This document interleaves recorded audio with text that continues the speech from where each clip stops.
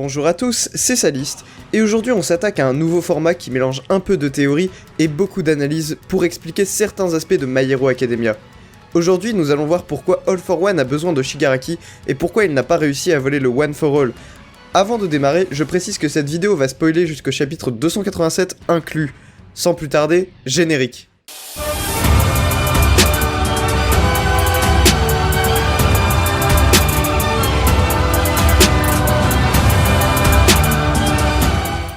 Avant toute chose, il est important que vous soyez familier avec les concepts de One for All et de All for One. Je vous renvoie donc à ma vidéo sur la véritable nature du One for All, qui va servir de base à cette vidéo.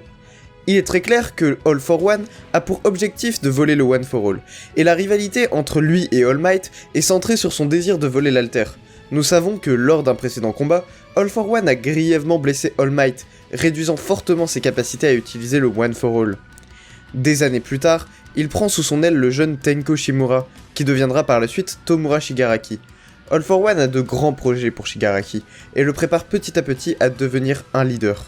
Il lui offre même une copie de son alter, le All for One.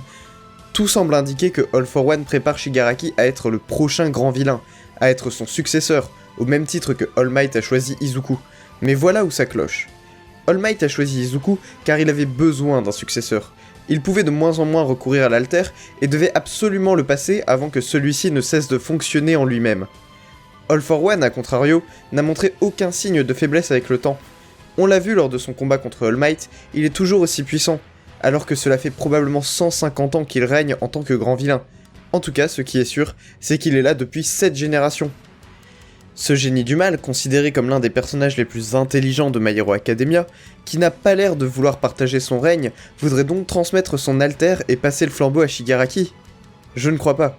Il y a deux raisons qui font que All for One a pris Shigaraki sous son aile. Premièrement, Shigaraki est le petit-fils de Nana Shimura, 7ème détentrice du One for All. Non seulement il l'a tué, mais en a profité pour faire de son petit-fils et dernier membre de sa famille encore en vie, un vilain. L'intérêt étant bien évidemment de désarmer All Might, qui ne pourrait se résoudre à tuer un membre de la famille de son maître pour qui il porte un immense respect. Deuxièmement, bien que All for One fût blessé lors d'une altercation avec All Might, il garde toujours autant de facultés et de puissance qu'avant. Mais voilà ce que je pense. Je pense que lors de la dernière altercation avec All Might, All for One a failli voler le One for All.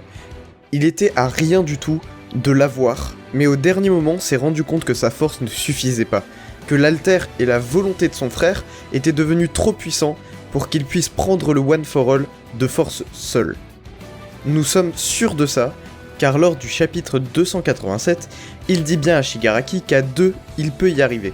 Il pourra enfin mettre la main sur le One for All. Shigaraki lui sert donc d'outil pour doubler sa puissance. En effet, le fait qu'ils sont maintenant deux à posséder l'alter du All for One fait qu'il n'est plus seul pour tenter de voler le One for All. Mais aussitôt aura-t-il volé l'alter qu'il prévoira d'éliminer Shigaraki, puisque celui-ci ne lui servira plus à rien. D'autant plus que nous avons vu que All for One est capable de se matérialiser dans les vestiges du One for All, à travers Shigaraki. Même s'il est enfermé à Tartarus, son contrôle sur Shigaraki lui permet d'être quand même libre, à l'extérieur de sa cellule.